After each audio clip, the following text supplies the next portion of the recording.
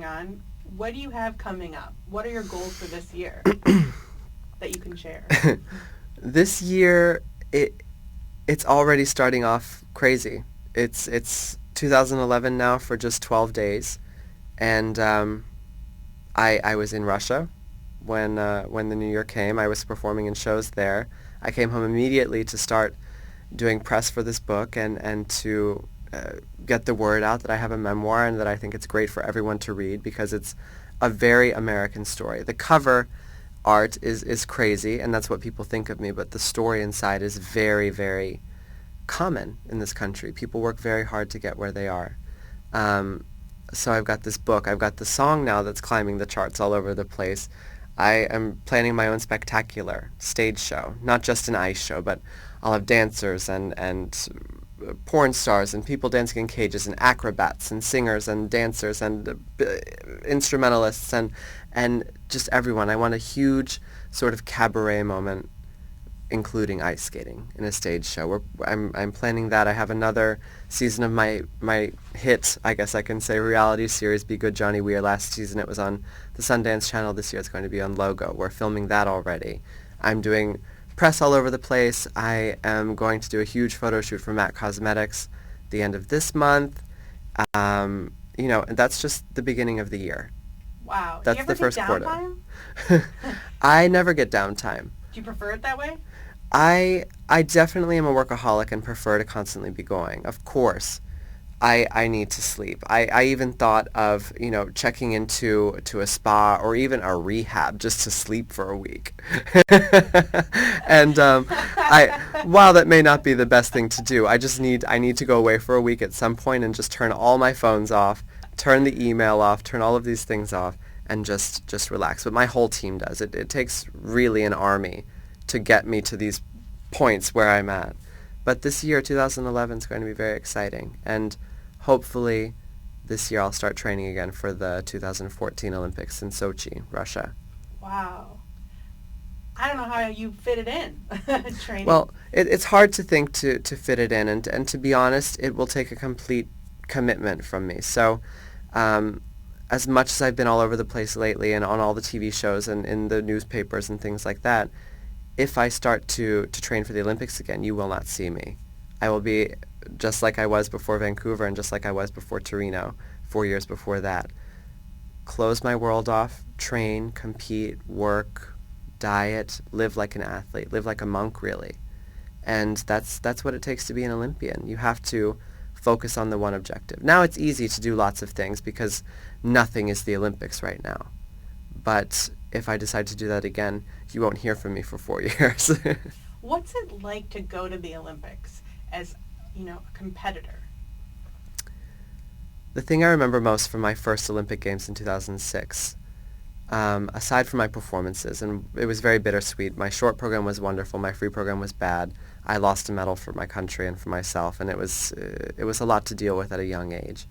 But the thing that I remember the most is walking into the opening ceremony and walking in this huge group of American athletes with the flag flying in front of us, Stars, Stripes, and Skates, in Europe, in a time where America was, and it still is, pretty unpopular around the world, and having an entire arena stand for our team and stand for our flag when we walked in, and the cheers and the whistles and the bells and just the announcer saying United States of America and being part of that force and that army and that team going to show the world how good we are at sports. It's a feeling that you can never recreate, and it's hard to explain. I get goosebumps still just thinking about it. That's from the first Olympics. This Olympics, and Olympics you watch on TV always for that Olympic moment when somebody totally either wins that gold medal or has the performance of a lifetime or has the biggest defeat of a lifetime. That's what we watch the Olympics for. And in Vancouver, I had all the doubters in the world on my shoulders, and I was the third qualified American man, so I wasn't even a favorite. I already knew going into the Olympics that I probably wouldn't medal even if I skated perfectly. And what I had to say and my resolve was, give these people a show. Entertain these people, make them laugh, make them cry, make them feel something.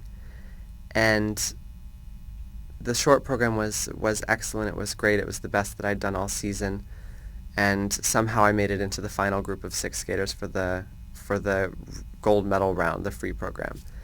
And I was skating through the performance like not even on autopilot, like I was on a cloud. I was so nervous before the event that I was crying and sad and just, I can't believe it's finally here. This is another Olympics. I can't do the same like I did in the last Olympics. It's so much pressure. I can't even describe the pressure that's on an Olympic athlete. And I sailed through the first 3 minutes of the performance, 3.5 minutes, no major glitches. Jumps were all perfect. The audience is slowly getting louder and starting to build. And I stopped at the end of the rink, looked into the audience, did one final pass of footwork, one spin, stopped the performance, and ended sort of in a back bend with my whole chest pointing up to the sky. And all I wanted to do was give people a moment where they were crying and standing up and clapping. That would be my gold medal. And as I was laying back looking up, I could feel the entire building and almost like the entire world stand up on their feet, clapping and screaming as loud as they could. Flags from all over the world, not just American flags, Japanese, Russian, Canadian flags flying in the audience, people standing up. That moment is really the culmination of everything that I've ever done in my life, every decision I've ever made, every mistake I've ever made. That moment when I was in the ice in front of the world, showing them everything that is me, that's the moment of my life. And that's what the Olympics are about. Wow. That's amazing. It gives me goosebumps. Good. I mean, that's what it is. The Olympics aren't for everybody. So few people get to compete in them. And you have to be totally respectful and honor that as an athlete. But the goal of going to an Olympics is to have that moment. And I must have done something good, like they say in The Sound of Music. I must have done something good to deserve that and be blessed enough to have that moment as a moment that I'll never forget and as a moment in my life. Wow. Are you going to record more music? I hope to record more music. Dirty Love was so much fun, and it was just a really fun project. I went into my friend's studio one afternoon and we started playing around on the computer and with beats and lyrics, and before I knew it, we had a pop song. And the more I listened to it, the more I was like, okay, I'll skate to it and people will never know it's me and it'll be fun and hopefully they'll like it. And then I said, no, we're gonna put this out and people are gonna dance. They're gonna boogie, they're gonna get dirty, they're gonna make babies to this song. I mean, that's where I wanted it to go. I never do any project for money. I do it because I love it and I enjoy it and I feel like I can grow from it. And with Dirty Love, it was just, it flowed and it was so much fun.